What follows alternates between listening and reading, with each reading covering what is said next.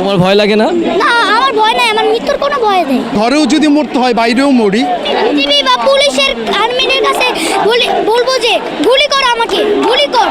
বাবা, আজকে যে তুমি এই আন্দোলনে এসেছো, কেন এসেছো?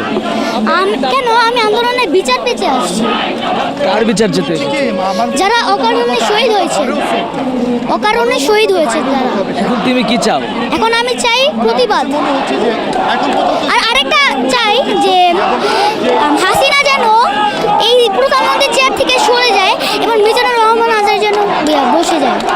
আচ্ছা, দুই ভাইরা দুই হাত প্রসারিত করে গুলি খেলো, তাদের ব্যাপারে কি বলবো?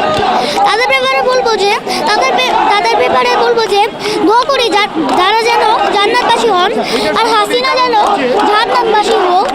কারণ সে যে অকারণে বলেছে, সে কিন্তু একটা মিথ্যা কথা বলেছিল। প্রথমে বলেছিল যে রাজাকারের বাচ্চারা কোটা পাবে না, মুক্তিযোদ্ধারা পাবে। আর আবার পরে বলছে যে আমি কি তাদেরকে রাজাকার বলেছি? তারা নিজেই রাজাকার বলছে। তাহলে সে কেন বলল মিথ্যা কথাটা? তুমি কি তোমার ভাইদের মতো বুক প্রসারিত করে দেবে? আমি অবশ্যই করতে চাই। আমি অবশ্যই করব। চাইলে আমি জীবনও দিতে রাজি আছি। জীবনও দিতে রাজি আছো? তাহলে আজকের এই আন্দোলনে কাকে নিয়ে এসেছো? আমার বাবাকে নিয়ে এসেছি। বাবার সাথে এসেছো? বাবা তোমাকে এখানে নিয়ে এসেছে? হ্যাঁ। তোমার ভয় লাগে না? না, আমার ভয় নাই, আমার মৃত্যুর কোনো ভয় নেই। কেন ভয় নাই? কারণ যেই ভাইয়েরা আমাদের ভবিষ্যৎ চিনে, ভবিষ্যৎ ইয়া করে যে শহীদ হয়েছেন, তাদের জন্য আমরাও জীবন দিতে পারি না। দর্শক, আপনারা দেখছিলেন যে আসলে এই আন্দোলনটি আসলে কোন পর্যায়ে গিয়ে পৌঁছেছে, সেটি এরকম একটি ছোট বাচ্চার কথাই আসলে কিন্তু বোঝা যাচ্ছে যে এখন এই আন্দোলনটি আসলে যেমন শিশু থেকে বৃদ্ধ আসলে সব পর্যায়ে কিন্তু এই আন্দোলনটা আসলে ছড়িয়ে পড়েছে।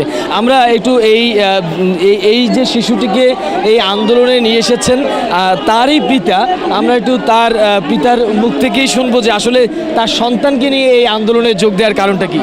আচ্ছা, আপনি তো আপনার সন্তানকে নিয়ে এই আন্দোলনে এসেছেন, আসলে এতটুকু বাচ্চাকে নিয়ে আসলে আন্দোলনে আসার কারণ?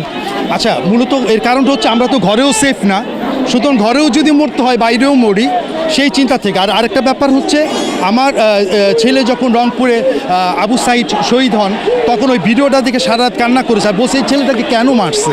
তখন আমি তাকে বুঝাইছি, বুঝানোর পর সে আমাকে বললো, বাবা এই আন্দোলনে যখনই মিছিল হবে তুমি আমাকে নিয়ে যাবা। আমি বললাম যে যদি কোনো সমস্যা হয় তুমি কি ভয় পাও? সে কী বলছো? আমি মৃত্যুর কোনো ভয় পাই না। ও মৃত্যুকে ভয় পায় না। আর টিভি বা পুলিশের আর্মিদের কাছে বলবো যে গুলি কর, আমাকে গুলি কর। ঠিক আছে, এই হচ্ছে আর কিছু ভাই?